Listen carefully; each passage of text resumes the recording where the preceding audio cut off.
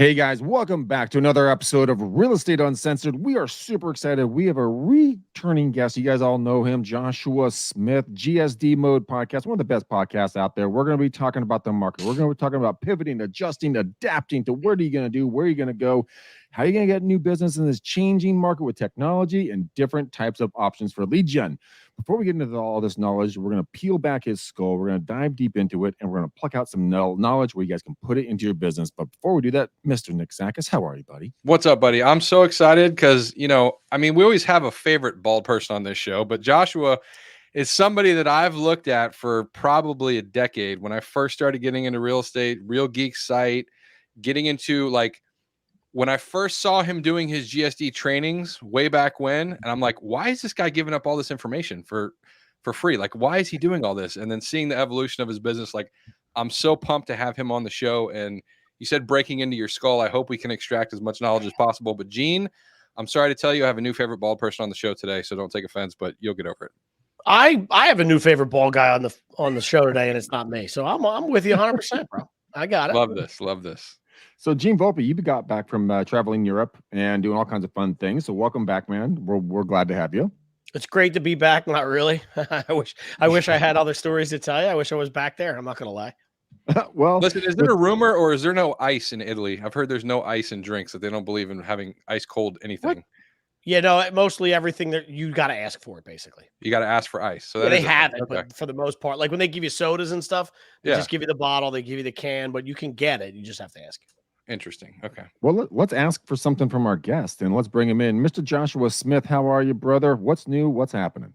Yeah, no, I'm stoked to be here. Appreciate the kind words and having me back on, man. This is going to be fun. So, just cranking, man, just pushing through these, challenging times that we're all experiencing. But, I want to make sure that we're not just surviving, but thriving. There's so many opportunities to go out there and snag market share right now. So, as much as I hate seeing people struggle during these changing markets, on a personal note, I love them because it creates so much of an opportunity to just go out there and dominate. It really does. And a lot of people, it takes a different type of an eye to see when that shift and change needs to take place. And we were talking about some folks are reaching out to you and you're seeing a lot of folks kind of asking questions like, what do I do? How do I do it? So on and so forth. So what is your perception? I mean, as a team leader, as a top podcaster, as a industry, veteran, what are you seeing out there right now? Yeah, dude, it's a challenge for a lot of people. And the reason that the challenge exists, and I think that, most of us know this, so I'll be quick on this, but, we are currently amongst the most unaffordable time in United States recorded history just to operate as a human being. You got life is 35% more expensive, if not more than that today than it was pre-COVID. So with inflation, obviously that carries over to the most unaffordable real estate climate that we've ever seen, with almost record high prices, some areas record high prices, but most areas almost record high prices. They might be down slightly from the peak in 2021, but you combine that with cost of capital, dude, it's just life is unaffordable, which has just removed about 50% of the consumer from being able to transact and play in this given real estate market. So when you got almost half of the population that's unable or unwilling to transact in this given market, well, we need to make some big shifts. When you look at listing inventory, when you look at transaction volume, and we're down about 40-year lows, transaction volume alone is as low as it was in 2008. So, just some different adjustments, man. But adjustments are always happening, shifts are always happening, whether it's market related, whether it's technology related, whatever. I mean, the step number one, I guess, with this, and then we can take it whatever direction you want. But step number one is just it's a mindset perspective, man. It's a philosophy that, I have found that we need to operate by, which is just understanding there's no such thing as a good market, no such thing as a bad market. The market is always good for somebody. So us as real estate professionals need to be able to identify whom the market is good for, meaning where are those biggest current opportunities at, and then pivot, shift, and adapt our overall marketing strategy, our focus, our energy, and our time to who the market is currently good for. And right now, it's not a market you want to go after the wants, man. You need to go after those people that need to sell, that need to buy, that have that true motivation, desire, desperation. So you got to have a very targeted approach. Right now it's like working your ass off. We all got to put in more hours right now, put in more work, or at least most of us. But then also a shift up of strategy, which we can get into if you guys want as well. That's 100% yes, we're going to get into that. And that was one hell of an intro. Thank you for that. Good God. Yeah. And the show's over, ladies and gentlemen. Take those words of knowledge and be good, my children. Talk about pivoting. A lot of folks are truly petrified of a pivot because that's translated into going into uncharted territories, something I haven't done before, a skill set I don't know about. I'm personally doing it in two different ways. I'm getting into buying properties on terms, and then I'm going to work with one of my friends and start doing some wholesaling. I don't know really much about either one of them, and that pivot is scaring me, but it's also an opportunity to growth. It keeps me in my stretch zone of growth, not my comfort, my stretch, and not my stress. My stress will stress you out, but your stretch is growth. Josh and Gene and Nick, what are you guys seeing in the marketplace right now that is really kind of the one thing that's stretching the agents the most? Josh, let's start with you and kind of give me your insight, because I know you have your finger on the pulse. Well, I mean, to your point of, change being scary. Look, change is the one thing that's always taken place, always is taking place, and always will take place. So why have resistance to something that is just, I mean, it's as true as gravity, right? Like, so it's going to happen. And if you don't, is Darwin, mentioned that it's not the strongest that survive, it's he or she that adapts the most effective and efficient manner that goes out there and survives and thrives. So like embrace it, learn to embrace the change. And I get, that element of anything new can be a new challenge, can be scary. It's easy to get in that comfort. But dude, if you don't get moving, man, you're going to be ran the fuck over. Right. So you got, so number one, embrace it. And I don't know, I don't want to hog all the time here. I can jump into specific changes, but I'll kind of shut up and let you lead here. No, man, that's why we're having you on the show. Nick and Gene, I want him to come back to that. But Nick, give me some thoughts on what you're seeing on the tech side about changes and adapting and pivoting. Well, the first thing, I love what you said, Joshua, about the market's always good for somebody, right? And I think, in our pre-show, we were talking about how we're having conversations with agents right now. And, you on the coaching side, me kind of on the technology side, I do a little bit of coaching as well. But like, agents had record years during the pandemic. And now all of a sudden, the same things that they were doing at that point are not working as well, and they haven't pivoted yet. And it's almost like you put the frog in the boiling water and it doesn't know it's dead till like it's dead. Right. So like, I think we had an excellent pandemic. A lot of agents really crushed it. And then they excellent pandemic. I mean, you know what I mean? An excellent sales during the pandemic. Right. And then it started to slow. And then things are starting to get slower and slower. And so all of a sudden it's like the past 3 months, all the conversations I'm having are like, oh shit, my business has fallen in half. And I just realized it. Like, what do I do now? Right. So let's talk about that. Gene, when you see people in your side of the business as well, I mean, are they shifting? Are they changing? What are they doing? Are they just sitting there going to be the frog and die? Hold on for a second. Hold on. I'm surfing. Collecting your thoughts. No. I'm looking at a video. We're about to pull up a video here. Well, listen, I'm on Ticketmaster. I'm looking at StubHub. Josh, anywhere I can get tickets for that fucking gun show you got over there? So, listen, I mean, I'm online. You're watching it. I am. I got the free seat. But listen, this is why I ask. I'm kind of pivoting a little bit. I'm asking this for a reason because I think I heard some buzzwords. I heard some things that keep moving. You said keep moving. So clearly, I'm looking at you, and I'm looking at the veins, and I'm looking at the guns, and you're actually out there and hustling in a couple different ways, right? You're probably hitting the gym. Talk to me a little bit about that routine, because I think for me, I know when I'm at my worst, I'm not doing any of that. When I'm at my best, I'm doing it 12 times a week. What are you doing these days? Because I think, Greg, this is kind of it's not really where you were taken in the path. No. But I think it's definitely something where in markets like this where things are changing, let me pull together. In markets like this, when things are changing, people get in their own way a lot. Like you just said. Yeah. As you said it, like change is inevitable, right? Like Darwin's law, all that stuff. It's going to happen, but it's how you react, and how you react is a lot of times dictated by how you feel, and how you feel is dictated by what you're doing.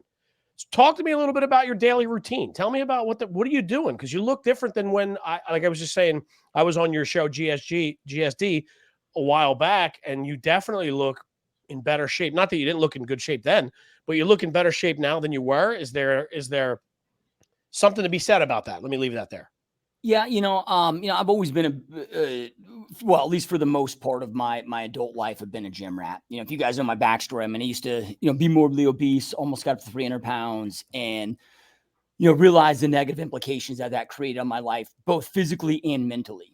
And, I decided to choose, change things around, lost over 100 pounds, kept it off now for over a decade. And, through there, I've had different phases and different paths that I've chosen in health and fitness, whether that be, more the cardio side, the long-term endurance side. But as I started getting older, I started just assessing, okay, what's most important to me and what's most important as I go into my older years. So now, that I'm in my early 40s, I'm 41 now today, just started really breaking that down and thinking about, wait. You glossed the fuck over that way too quick. It's your birthday today? No. Oh, I got that too. Yeah, my bad. Sorry for the confusion. So, I meant like, as like in this moment, I'm 41 years old. But anyway, when I started looking at that, it was like, okay, like what's most important for those longer years of life? Okay, when I'm 70, when I'm 80, what hobbies do I want to be able to continue to do? And then from to increase overall longevity. But then not just, I don't want to just live as long as I possibly can. I want to have that quality of life. So then over the years, I've really morphed in, okay, well, what is the best diet? What is the best routine? What is the best, thing for me to be intentional with that? And with this, so many people think that this takes so much time, but it doesn't, man. I mean, I train, I spend an hour a day, 5 days a week working out, but outside of that, I work freaking 15, 16-hour days, I work a ton, but if you're intentional with the diet, intentional with the meal prep, which doesn't, all the excuses people use, it costs too much money. Right? Like, no, dude, I probably spend a hell of a lot less than the average person on food because I'm not going out there and ingesting shit, and I'm not going out there and going through drive-throughs, or, like if you're meal prepping, it can be pretty damn inexpensive. If you follow a diet like mine, which is just, I only eat one ingredient foods. Like if my great grandparents didn't eat it, I don't eat it. I eat one ingredient, whole foods, I drink nothing but water, but to your point, Gene, of, so many people don't realize, and unfortunately I had to go to the extreme to experience this, but the negative implications of our health, not just from a physical aspect, but from a mental aspect, man. So much of today's, mental diseases when it comes to, depression, anxiety, a lot of the mental problems that people have today is directly associated to their health. It's not, some people have, I don't want to say, there's not mental disorders that exist out there due to, chemical imbalance, whatever. Yeah, sure. Right. There's a small subset of them, but the vast majority, so, and I look at this and look, I'm willing to admit that, there's an element of vanity that exists to me, so dude, like there's a certain percentage of body fat in a certain way that also it impacts my confidence. I just, when I'm healthy and I have the mental energy and the physical energy, plus I'm happy with my body, I'm proud of my body, like it allows me to perform on all different fronts at a whole new scale. Number one, I can go out there and grind 18-hour days if I need to. 14-hour days more my liking, but there's days that when you're running 7 businesses and going out, sometimes that happens, right? Well, I want to be able to just go 18 hours a day, nonstop, whether it's work or family, get my sleep, but then have an abundance of energy throughout that time, mental and physical energy, to go out there and operate at my best. So yeah, I'm very intentional with it. Most people are like, oh, my car is my vehicle. No, this is our only vehicle that we have to operate this life by, and it's your choice. Do I want to treat it like shit, or do I want to go out there and optimize it and treat it the best I possibly can to go out there and allow myself the best experiences? And it does make an impact when it comes to your business, when it comes to sales, when it comes to, all of that stuff carries over. And we can get into that stuff if you want to, but. No, it was great. It was perfect. It was perfect. I think because right now we're in a space where I think, for most real estate agents, business is down, and when business is down and you're forced to reflect and look at all the things that aren't working, you tend to make it worse, right? I'm in that space when it happens to me all the time. But so now take that dead time where you're laying in bed looking at the ceiling, and go take a walk, get on the Peloton, go hit the gym. Go meal prep, whatever. I think there's time and space in there now for a lot of people because of the way the economy is and what the housing market is like, to fill that space where typically they'd be hustling, showing open houses and running buyers around, and to maybe make yourself a little bit better and healthier mentally and physically. Well, and I'd even, argue that in a slightly different way of look, I think that everybody should be filling their schedule as much as they possibly can of taking action and making deals happen right now. But then from there, a lot of people think, oh, this, health journey takes so much time. No, it creates time, Right. So, I mean, if, and again, dude, it's, 5 hours of my week. Right. So it doesn't take a lot of time. Like, I don't really do much like when I'm doing my cardio, I'm doing that while I'm doing sales calls, right? Like in my office, so, I'm, hitting the gym resistance training, which I found to be the best for me and the best overall for longevity, especially as we age. You want to have as much skeletal muscle that you can maintain and retain as possible going into your older years, but with that, it doesn't take near as much time as most people think. And then it also creates that time.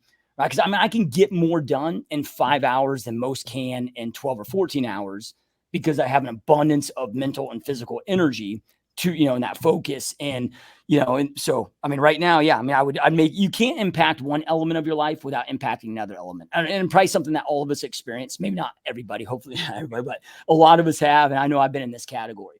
Right. Like, let's just say, okay, your marriage is not doing well. Your one, an important relationship to you is not doing well.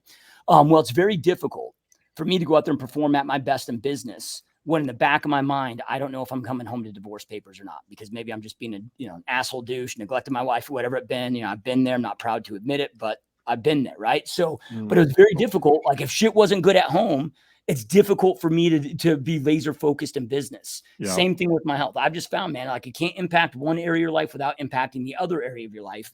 It all comes together. So let's talk about that. When it comes to mentally impacting your health, your mental, your personal, your business, every kind of health.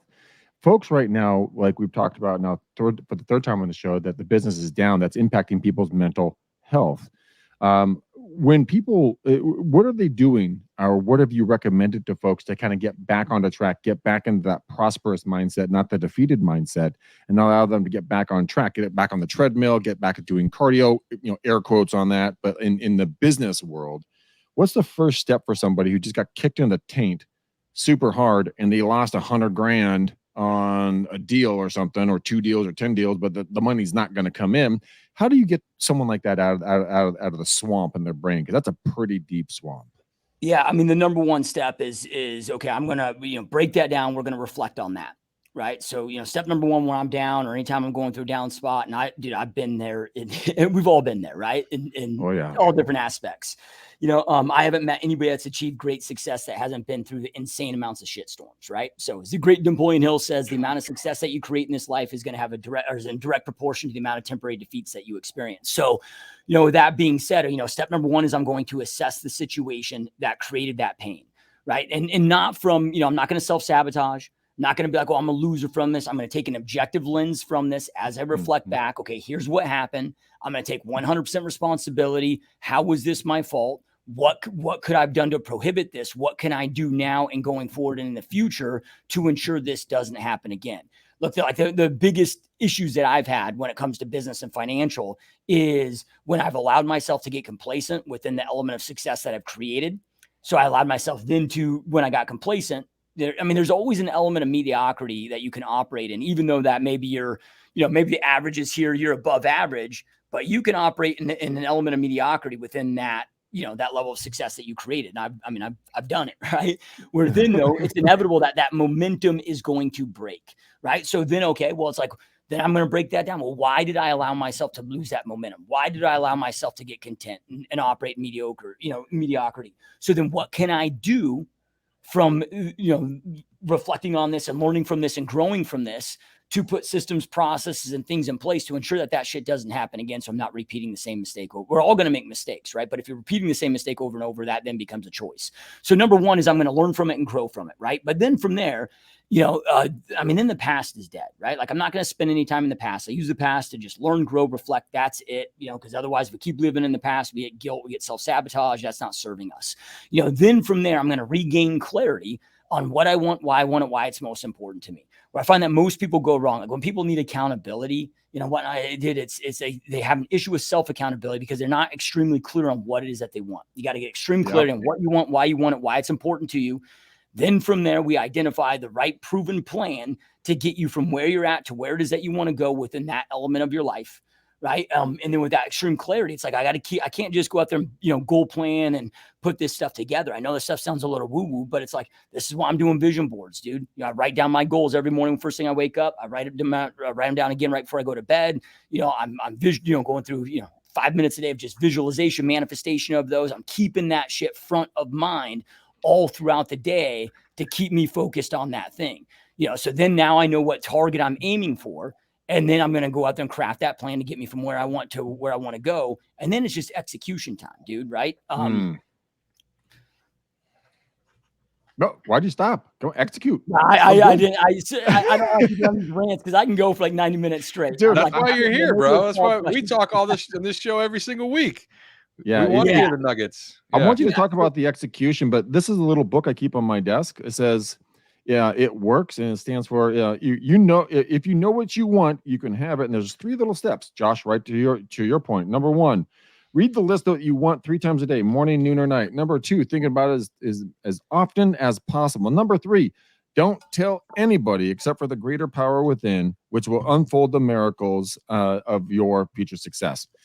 And it's true. It's been taught everywhere, but nobody utilizes it because we get told that we're dumb, we're too ambitious, we can't achieve it, we're not smart enough, we're not tall enough, we're not in the best shape, we're not skilled enough, whatever. Everyone beats us down.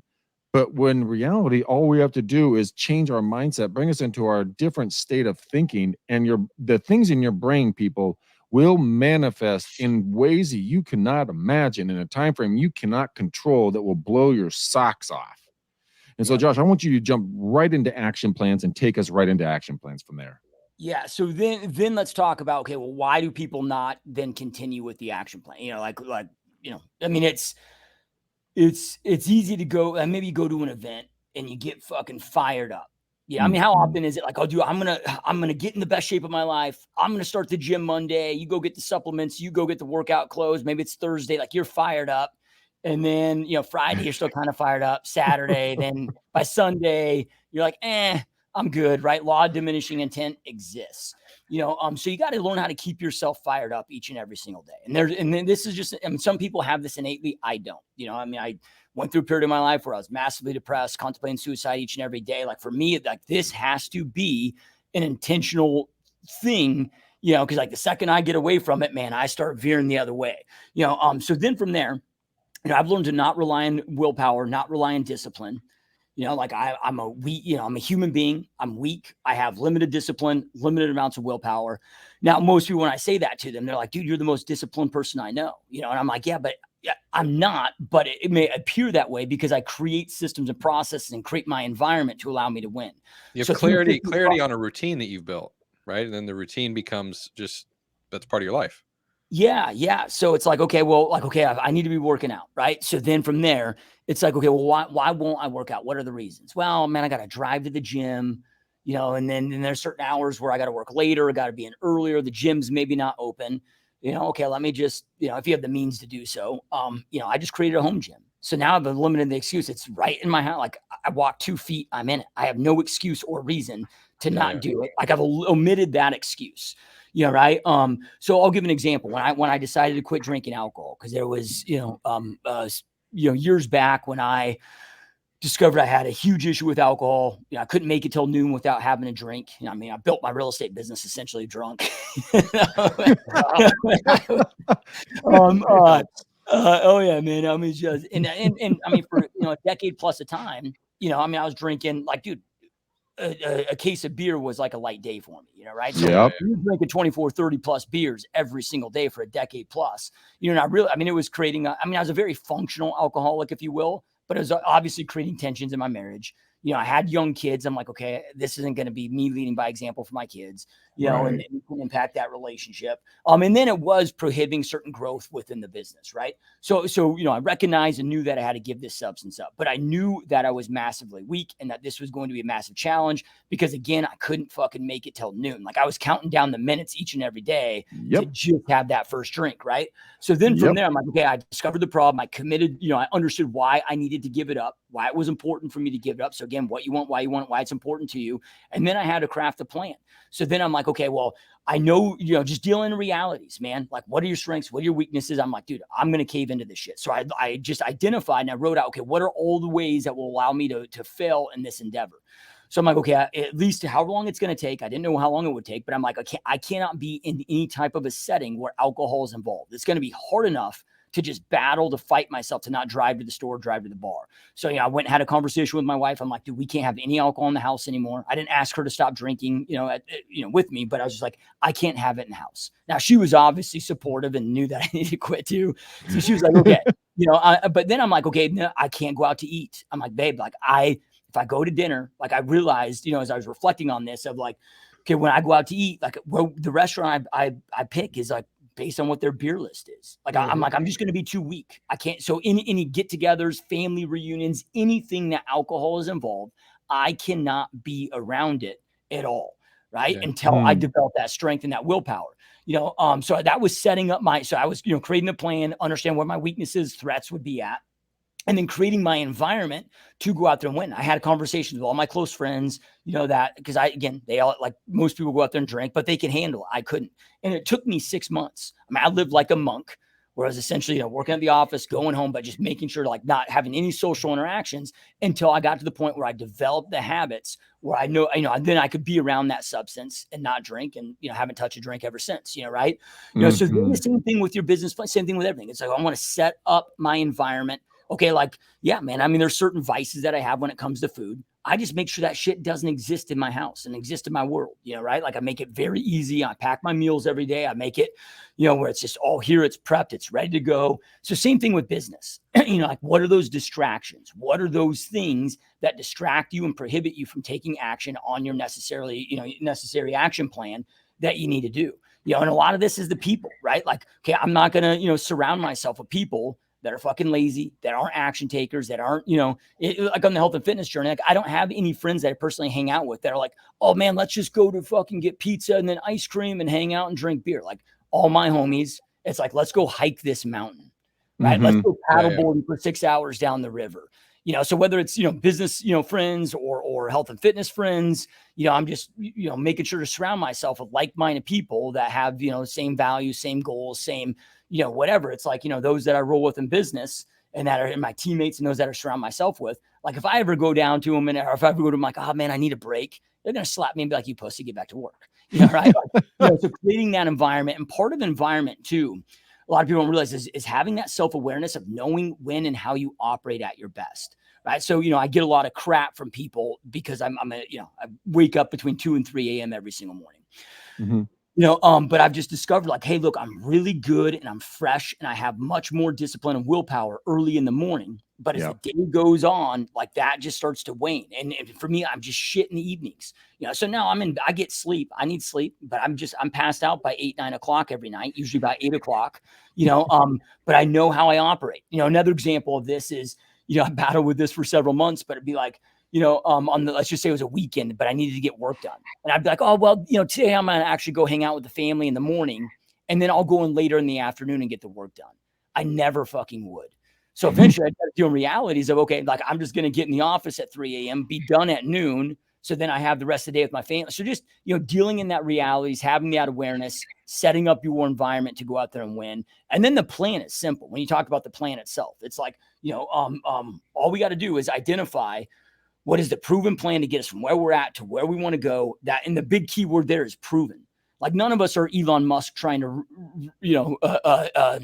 invent interstellar space travel and revolutionize, rebranding Twitter, interstellar. We're trying to do shit that other people have done. Yeah. Right. So like, why go out there and try to, the quickest hack to create success is find somebody that's done it, that's mastered it, that's done it right, that's done it well.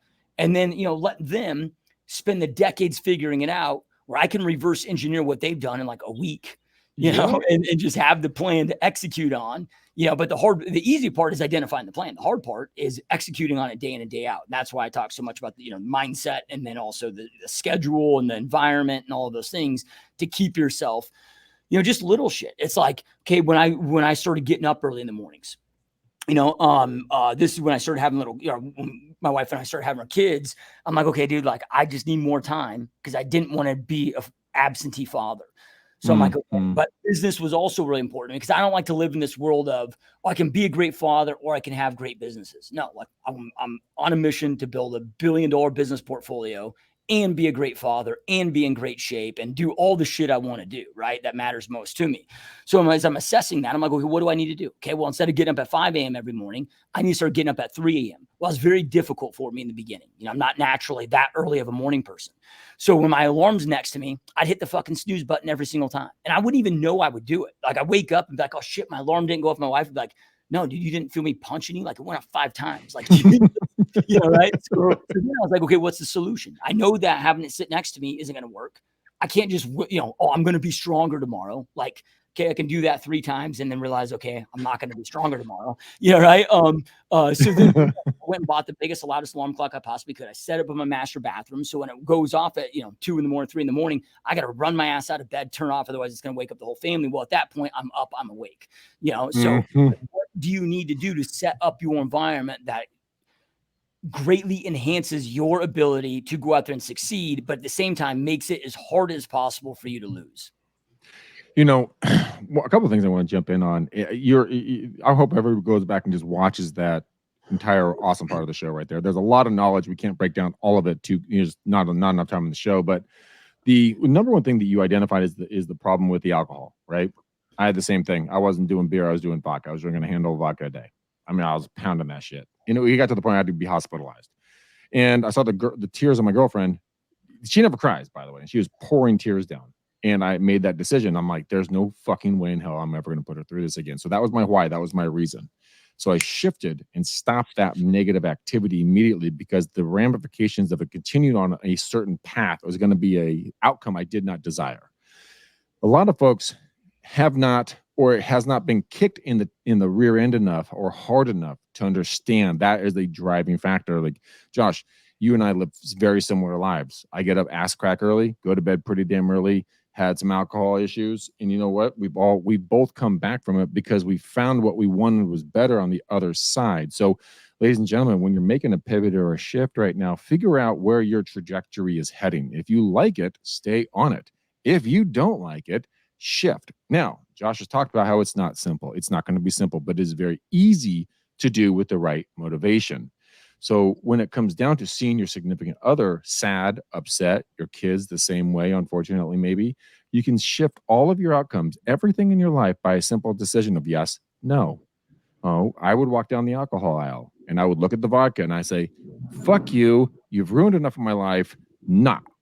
And I walk past it. I take ownership of my situation. So if you guys aren't door knocking, cold calling, networking, open houses, videos, social media, if you're not doing something right now that scares you, but if you keep on your same trajectory, you're going to end somewhere you don't want to end. Joshua didn't want to end up without a wife, without a kid, without his beautiful kiddos, in a place that he wouldn't want to end up because it was simple, easy, and convenient. That's the majority of people's mindsets. It's simple, easy, convenient. Therefore, I stay there. Therefore, you languish. Therefore, you die. Therefore, everyone forgets you exist. Not to be brutal. That's a fucking truth. So shift your life today by one degrees. So Joshua, if you shifted your life by 1 degrees today, which way would you go? What would that look like for you? Well, I mean, the situation that I'm in, because I've done the work, it's like, family's doing good, relationships are good, knock on wood, health is good. Like all of those are, so right now it's my biggest focus is to go after the opportunities that are existing today and going to continue to open up with the current market changes that we're experiencing. Right. I mean, massive opportunities to go out there. I mean, if you look at this right now, okay. I mean, if you're an agent going out there and looking for buyers and sellers, right? I mean, you've got about 40 to 50% of our industry right now that's either, getting out of the industry or that's completely disengaged. I know NAR has predictions of 15% net loss by the end of this year. But, if you look at this compared to like the great financial crisis, right, which this is as challenging as the great financial crisis, right? If not more challenging, right? At least, from somebody that's been through it and, not just got through it, but thrived during those times as well. But we didn't have all this gig work, so the numbers that I mean, now people can go drive Uber, drive Lyft, maybe think that they're going to do a couple deals. So the actual true numbers may not signify, the actual reality of the situation. But I'm just telling you right now, dude, fucking half of this industry right now is mentally checked out.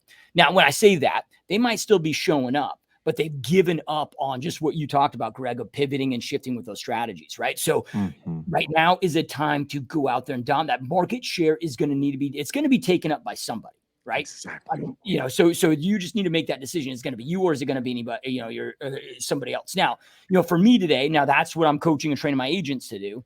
Now I'm on, you know, the brokerage, you know, / team side of things now. So my job is to go out there and recruit as many, you know, talented agents that I possibly can into my organization, and, you know, make sure they have all the tools, training, resources, and support they need to go out there and crush it. So what I'm looking at right there is I'm like, dude, there's a massive lack of leadership that brokers and teams are providing to help their agents navigate through these times. They don't know how to do it. They haven't been through it. I'm seeing a record number of team leaders and broker owners having to transition back into production. So they're neglecting their agents.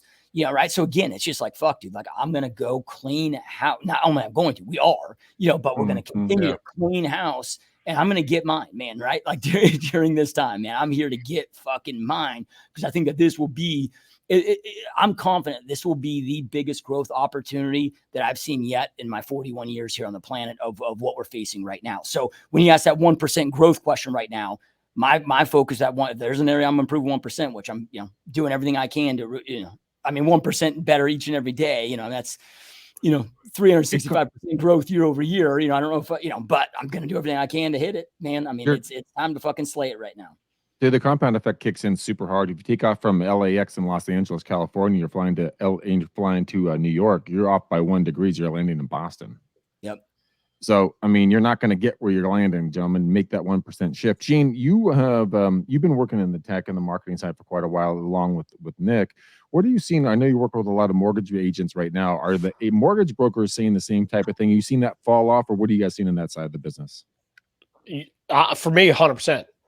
Yeah, I was actually just talking to an agent about it the other day, and it's funny. It's reminiscent of like 2000, 2001 when the Patriot Act came out. I was actually in tech at that point, and before that, I can remember, like, I worked for Verizon at that time, and they would fly me all over the place, and they basically gave me a black card. They were like, "Yeah, just do whatever you want to do. Like, take clients out. Here's steaks, wine, no problem."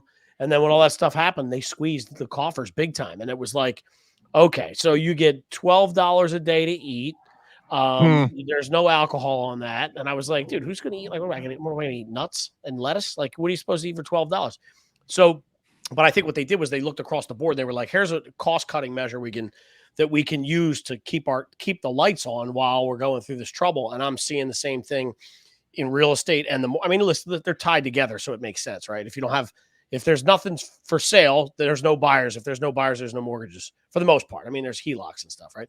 But yeah, I'm seeing the same thing. It's 2.5 years ago. It was, you know, lavish dinners, big parties, you know, everybody out with 30 people in a room. And now it's like, well, what's this $11 charge? We got to make sure we're, you know what I mean? Like, right. Everybody's really looking at everything. So I would say, same thing. I can't really compare and say if it's worse or better than the real estate space, but yeah, we're seeing the same thing.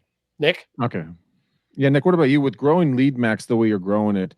You know, what are you hearing from agents that are signing up with you guys? It's the same story, man. The people that are coming to lead max are saying my business is down. I need to implement this feature, right? I need help. And so I think what Joshua said, like going back to just ultimate accountability, everybody wants to be saved. But like at the end of the day, until you have that like flip that switches in your head that like nobody's going to save you, and you need to take ultimate accountability and put a plan into place, like Joshua said, a plan into place so you can't fail, right? Like that's such a powerful statement. Put a plan into place so you can't fail. I'm going to take, that's like the quote of this podcast, because I think he lives it. You can hear him talk about it, the passion he has. He's been doing this for over a decade, right? I mean, I met him over a decade ago, like with everything that he's doing, and he's been consistent this whole time. And so go back and listen to this episode, but now's the time.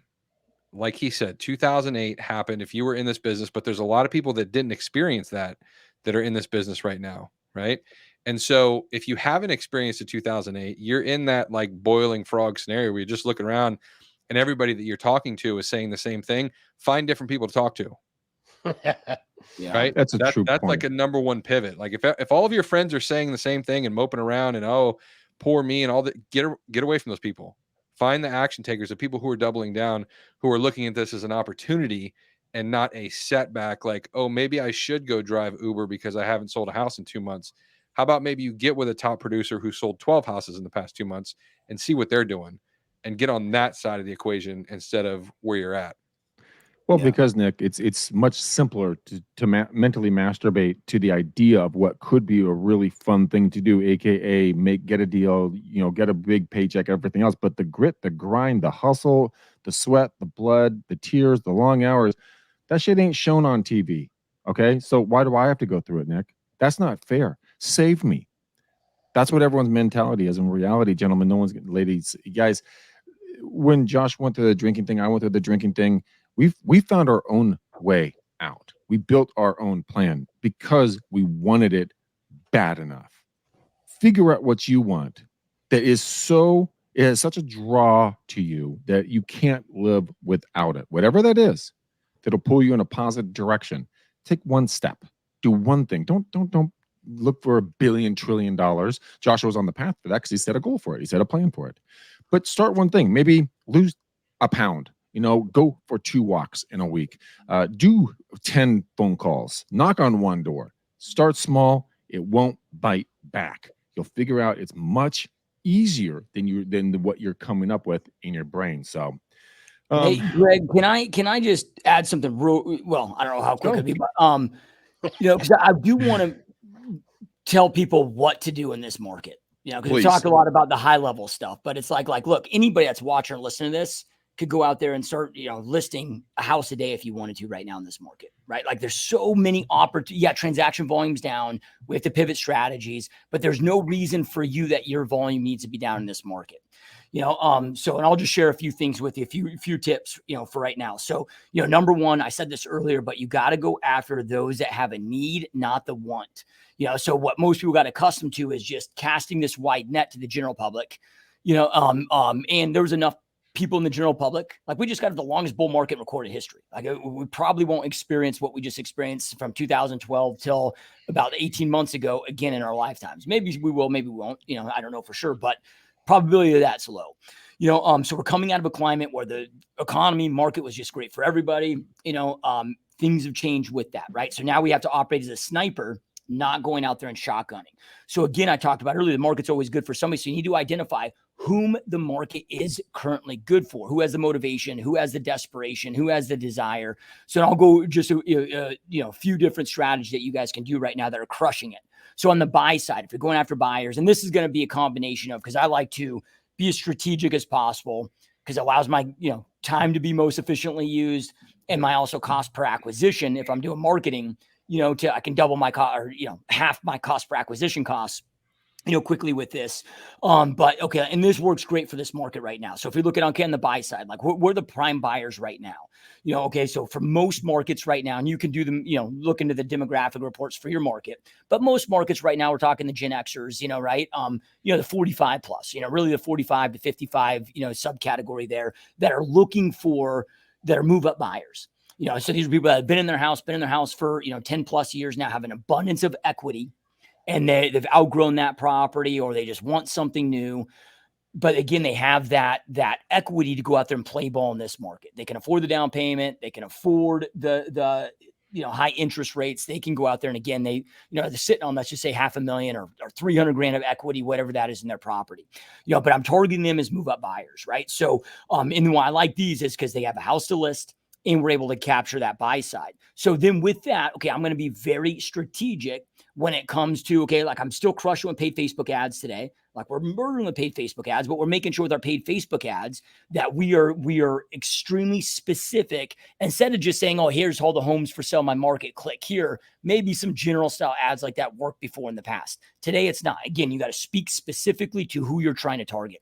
So for me in my market, that is the $600,000 to $900,000 price point. And so my Facebook ad, as an example, would be something like, wow, check out all these amazing homes currently for sale in Peoria, Arizona, all featuring sparkling swimming pools, 2,400 plus square feet, 4 plus bedrooms, 2.5 plus bathrooms, all currently listed between $600,000 and $900,000. For more information, photos, you have info photos, monthly mortgage payment amounts and more. Click learn more button below, right? So, but what I'm saying with that is speaking their language. Anybody that's not interested in that specific type of property isn't going to engage in that ad. And then from there, okay, like I'm in Phoenix, Arizona, so decent size reload market. Okay, well then I go to my city, I find out, okay, what are my city department? I go out there and find out the 2022 demographic reports. Where are people coming from? Right. So not just, okay, like, dude, we have a ton of people from California that are coming here to Phoenix. However, within California's a massive state. There's really only 3 places, man. You got San Francisco Bay Area, you got Riverside, and you got San Diego. So not only do I know the top states, I know the top metros within those states. So I can get very targeted, very specific with my ads to adopt those. Same thing with open houses. When I'm doing open houses, I'm only doing open houses on the properties that they're looking for, that they want. All right. So then now let's, flip it over onto the list side. Because right now, I think all of us want as many listings as we possibly can. Of course, you got FSBOs, you got expireds. Those have always been great, always hot still today. Issue that most of us are experiencing is there's lesser of them. So, okay, who else today has that motivation, has that need, has that desperation? Okay, look at absentee owners. Man, there's 12 million vacant single-family attached properties right now throughout the United States. And a lot of them, when I'm speaking of absentee owners, who we're really targeting is boomers, baby boomers, that are the vast majority of now in a retirement phase of their life. They're on fixed incomes. Yeah, they might have little to no mortgage on this second or third or fourth home, however many homes that they've acquired now that they're, this home applies for their, under this absentee, niche here. But you got taxes going up, you got, HOAs going up, you got insurance going up, you got life 35% more expensive today than it was 3 years ago. So they're feeling the pinch. So a lot of these, quote unquote snowbirds or people that were having vacation homes, they're having to start making that decision of we need a primary home. So that's a great target to go after today. Then investors. When I say investors, we're talking about investor held properties. So look at your short-term vacation rentals right now, man. You got about 50% of all your Airbnbs on your short-term vacation rentals were acquired post-COVID, right? And then if you look at just Airbnb as an example, occupancy rates are the lowest they've been since inception of that company. So in my market, short-term vacation rental occupancy rates are down 52%. So they're cash flowing much less than they thought, much less than they anticipated. They're feeling that pinch. They're feeling that squeeze. Then also when you look at, sorry, my throat's going a little bit on me. Then also when we look at long-term rentals, right? So your typical investors buy and holds. A lot of people think, oh man, these institutions swap all these properties. That's about 20% of them. You got about 80%. So you have 17 million single-family attached rentals, throughout the U.S. So there's an abundance of these, you guys, right? So when we look at 80% of those are owned by just mom and pop people, like just regular people that just have a couple properties or 1 property, 2 properties, 3 properties added to their wealth portfolio, right? Well, 57 of the top 100 metros throughout the United States, so 57 of the top 100 metros, rents are down year over year. So right where most markets, if not all markets, are there's going to always be an exception to the rule, but most are starting to experience cap rate compression. These investors are feeling it. So now the great thing, and I know you're doing a similar strategy, Greg, with rent to owns. But the great thing with them going after these investor, sources is like, look, when I'm reaching out to them, and that's just, hey, Joshua Smith here, XYZ real estate company. I know your time is valuable. I'll be quick. The reason for my call today is I noticed that you own investment property at 123 West Main Street.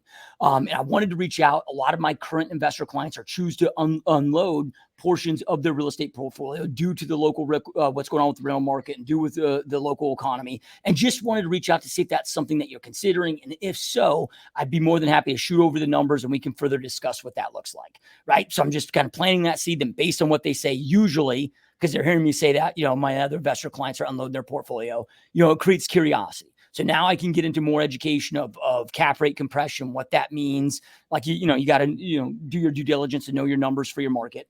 But then from there, here's the cool thing. Either they're going to list or they're not. But if they don't list, then from there, it's, maybe they're just like, oh no, this property's doing amazing for me. It's performing amazing for me. Well, then from there, I could be like, oh, that's so great to hear. A lot of investor clients that I have and a lot of investors I'm speaking to with aren't in that position. So I'm really glad to hear that. Now, hey, just out of curiosity, if I can find you other potential investment properties that perform as well, if not better than this, are you open to looking at new investment opportunities? right? So then I'm adding them to my investor list. I'm adding them to my network, right, with that. So it's, it's a double win. Then from there, the last tip I'll give right now, because there's a massive opportunity right now. And all of these are just continuing to grow and expand as far as niches. Like we're in infancy stages as far as the opportunities here, with these, but again, this is where the need is, the desire is, and so forth. NODs. Right, so like right now, you got 2.8% of all mortgages throughout the United States that are 30 plus days default. So you got 85 million mortgages. So you got about, almost 3 million homeowners right now throughout the US that are at least 30 days plus in default. You got the average person in the middle class getting fucking crushed right now with this economy. They might have equity in that property, but if they had, like the common thing I hear from realtors is, well, why wouldn't they just refi? Well, dude, if you can't afford life as is, you're not going to be able to refi, pull out money, increase your mortgage rate, increase that note. Plus, you're probably not going to be able to qualify. Now, if you're going to go after NODs, my recommendation is to be versed on short sales, because what we're finding now is anybody that's really bought since late 2020, early 2021 is going to be in a negative equity position. So there's going to be a contingent of them that you need to help with the short sale. And then there's going to be a contingent of them that have enough equity to be able to sell it, come clean with the bank, and then you can help them go find a rental property. But again, these are just examples of, there is demand out there. There is desire. Yeah, you might have to go work the phones 4 hours a day to go out there and create these opportunities. But if you do that, like if you're pounding the phone, man, every single day for 3-4 hours, there's no reason why you're not listing 3 or 4 properties a week. I think his microphone is smoking right now. I know. I'm just going to shut up and see if he was going to reload and breathe. Good Lord, that was awesome. I know we were going long. I felt bad, a little bit bad, because we were talking about stuff, but I'm like, people are probably wondering, like, what do I actually do? So I wanted to make sure we added a little bit of that. That was awesome. That was awesome. Really, really good, Josh, because you obviously are a practitioner. And you know your numbers, you know your market, you know where to look, you know how to grow. You looked at it at different angles. You're playing 4 to 5D chess instead of single D chess when you're just looking at one dimension and going, oh, well, I should just do this. Oh, well, why don't we tack on a few more things here and really understand the entire picture? So, guys, I want you to do number one. I want you to go and subscribe to GSD Mode. You're going to get a lot more of Joshua, his phenomenal guests. I've been honored to be on the show, I think 2 or 3 times. I think 3. I'm not sure. I think at least 2. Anyways, I think Josh is your 3rd time on our show, and the knowledge, because I watch his show, I watch our show, that he's got great guests. Go follow him. You have a boot camp that's ongoing on a consistent basis. How do people plug in? How do they become a part of your ecosystem? Yeah, so I'm in gsdmode.com. You can really learn about me. You can connect to the podcast. You can learn more about my coaching mentorship program. Schedule a call with me to talk about it. There's also a video on there that you can check out with that. You can check out my software. GSD Mode, you can kind of see everything that's going on in my world. Okay, gsdmode.com. Go there, guys, immediately. Gene Volpe, give me some thoughts here, buddy. Reps, I would go back and watch this again. Check out the GSD podcast. I mean, dude spits fire. It's not anything that we haven't seen in the last 4 or 5 years. So. Okay, with that endorsement, everyone's going to go listen to that show. No, it's honestly phenomenal, guys. Go do it. Nick Sackis, give us some of your final thoughts. So many takeaways. From the beginning of the show, put a plan into place so you can't fail. Take ultimate accountability. Know yourself, and self-awareness is something I think Josh is excellent at. Right. Mm-hmm. So knowing that he had the drinking problem. I don't have a drinking problem. I have a food problem. It's a very similar thing. When I first lost 200 pounds a couple years ago, it was that same scenario where I had to remove myself from situations. Wasn't going to family picnic. Like, you had to do, certain foods couldn't be in the house. So that's powerful. And then adapting with the market. And the last 10 minutes of this show, where he just basically gave you guys a playbook on what you should be going after for the next 12 months, was phenomenal. Absolutely phenomenal. And, I approve his message. Let's put it that way. Is Nick approved? Yeah, especially with the Facebook ads, right? I live and die with Facebook ads. I've been doing that for over a decade too. And everything that he said about targeting the people, speaking exactly to the person with the exact offer that they want to hear, like all that stuff is exactly what I do in my software that he's teaching people. So definitely, I can again approve that message. So. Nice. All right. Josh, final thoughts from you, and then we're going to wrap this thing up, man. I know that you're running close on time for your next meeting. Yeah, I would just say that, look, man, now is the time to get to work. I mean, this is what I'm preaching to my agents every day, all day, man, is this isn't the time to seek balance. This is a time, like, you got to make a decision of, hey, man, either I'm going to make this thing or I'm going to become a statistic, right? Like, this is not a market and a time for the interested. I'm not nearly as optimistic as most about this. I think that we are looking much more like 1938 versus 2008, so now I don't have a crystal ball, but I'm going to hope for the best, plan for the worst. So I am planning and prepping for something at the same magnitude of size, if not worse, than the Great Depression. Now, hopefully it doesn't come to fruition, but I'm just telling you right now, from everything that I see and behind the scenes and shit that most people don't have awareness of, that aren't looking at, when look behind the scene, start unpacking the financial system and unpacking shit that's going on behind the scenes, dude. Again, like, you need to go out there and get to work.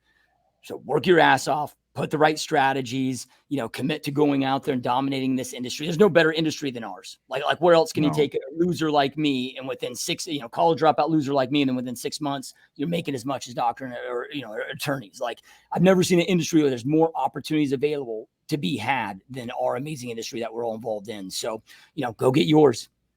Yeah, guys, go do it.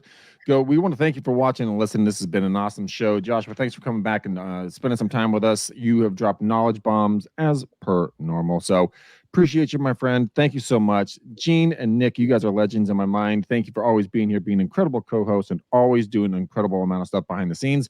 3 of you guys stay put. For the rest of you guys, until next time, peace out, ninjas. We gone.